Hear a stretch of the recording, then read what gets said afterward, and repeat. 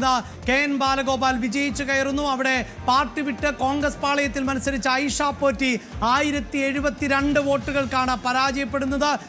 പ്രധാനപ്പെട്ട മന്ത്രിമാർ എല്ലാവരും പരാജയപ്പെടുന്ന ഒരു തെരഞ്ഞെടുപ്പിൽ 2 മന്ത്രിമാർ വിജയക്കൊടി പാറിച്ചെത്തിയിരിക്കുന്നത് CPIM-ൽ നിന്ന് എന്നതാണ്. അതിലൊന്ന് ഇപ്പോൾ ചിത്രത്തിൽ കാണുന്ന കോഴിക്കോട് ബേപ്പൂരിൽ നിന്ന് മുഹമ്മദ് റിയാസിൻ്റെതാണ്.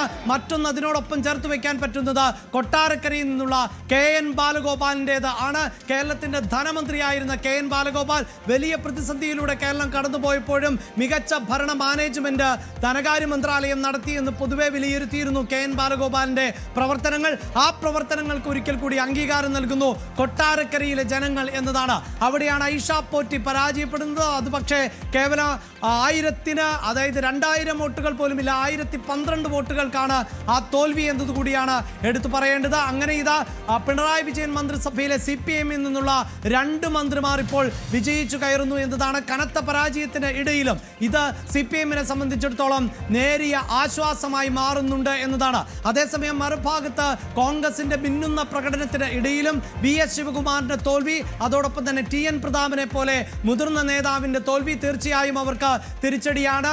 അതേസമയം ഇനി അറിയേണ്ടത് കഴക്കൂട്ടത്ത് എന്ത് സംഭവിക്കും എന്നതാണ്.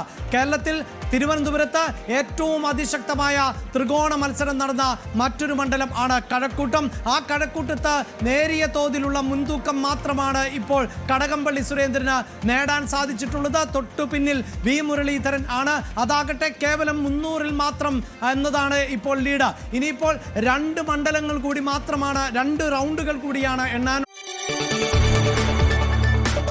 കൂടുതൽ വാർത്തകൾക്ക് News 18 കേരളം യൂട്യൂബ് ചാനൽ സബ്സ്ക്രൈബ് ചെയ്യുക.